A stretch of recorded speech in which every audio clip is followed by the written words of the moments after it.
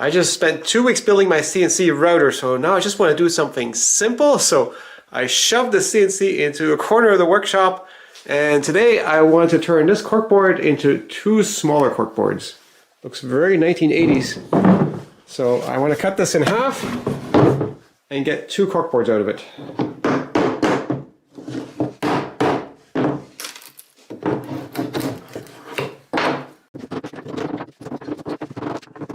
I don't know what glue they used, but it didn't stick very well. It didn't stick to the plywood, which I guess there's a little bit torn out here, and it certainly didn't stick to this because this was varnished before it was glued, so no chance for the glue to hold anything.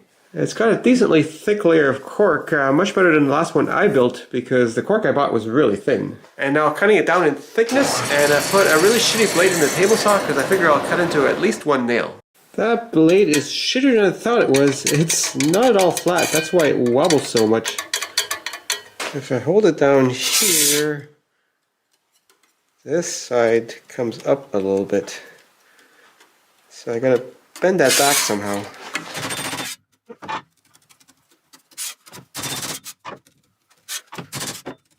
Let's see how that goes. Well, slight improvement.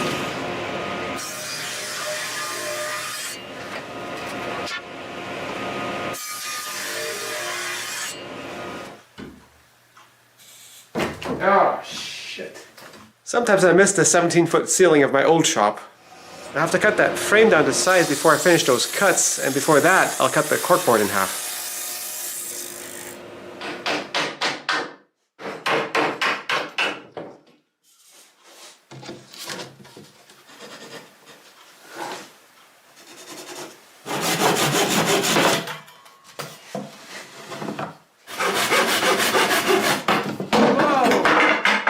Well, I was trying to keep those joints together, but now that it's popped open, I could have just disassembled the whole frame to begin with.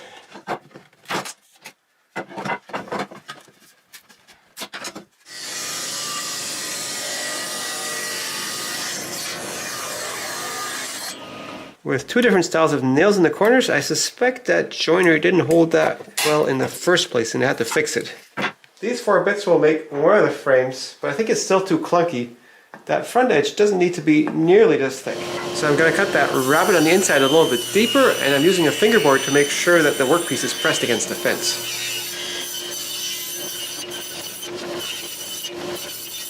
Having widened that rabbet, I can also shorten the frame pieces a little bit now.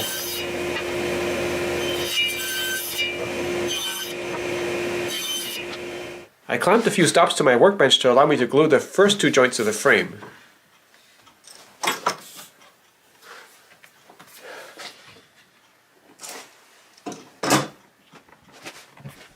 I was just going to wait for the glue to dry on the first 2 joints, but then I realized I could glue the last piece in too without having to wait. I didn't have enough L profile left over for a frame for the second corkboard, so I made some more just by gluing some strips of wood to the scraps I had. And with no varnish on the new L profiles, I just decided to plane all the varnish off the other pieces too.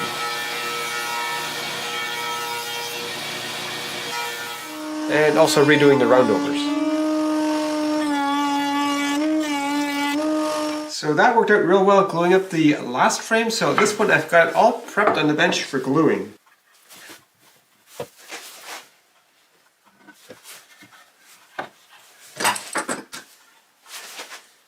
And I put it on the bench sideways this time so that the last piece would also be on the bench. Main problem is I gotta leave it on the bench while the glue dries. Next I want to cut a spline in here for reinforcement, but I'm not going to go across like this. I'm just going to go in like this and out. And to get that at roughly symmetrical, I need to go in, I can go about this far without coming out here. And that means I need to raise the blade about this high above the table for that to work out.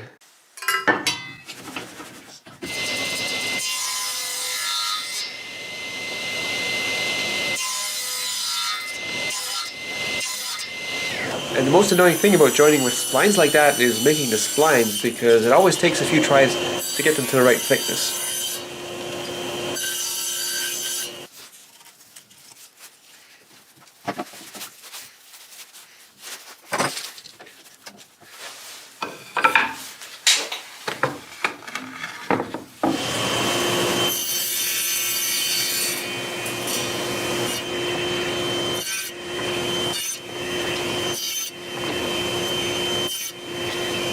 It always surprises me that I can flush trim the splines down to the varnish without damaging the varnish most of the time.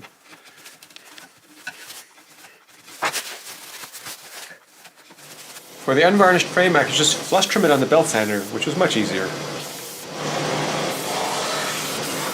And finally screwing in the corkboard.